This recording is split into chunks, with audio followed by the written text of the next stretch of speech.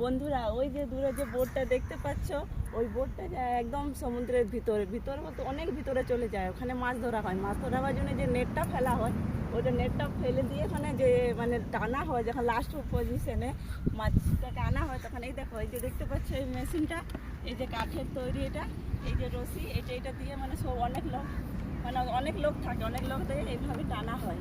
টেনে টেনে আর কি মানে নেটটাকে টানা হয়। এইটাকে ঘোরাই দেখো, এই যে এইটা অনেকগুলো লোক থাকে আর এইভাবে মানে ঘোরানো হয়। কি সুন্দর আইডিয়া। হ্যাঁ, এটা একদম কাঠের তৈরি, এটা পুরো কাঠ। এইখানটা শুধু লোহা দিয়ে আছে, ওই ফ্রেমটা লোহাতে বানানো আছে আর কি। এইটাতে টেনে টেনে মানে নেটটাকে টানা মানে ওই এখানে 3-4 জন মনে হয় এ পাশে, হ্যাঁ এই পাশে 5 জন, ও পাশে 5 জন ধরে টানে আর বাকি দিয়ে তাহলে ধরে অনেক লোক এই রশি ধরে টানে। আর এই যে দেখো এইখানে গিয়ে মানে দড়িটা এইখানে গিয়ে পাক হতে থাকে, জমা হয় আর কি, পাক হয়।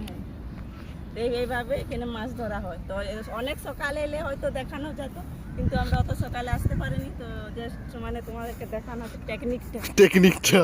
হ্যাঁ, ঠিক।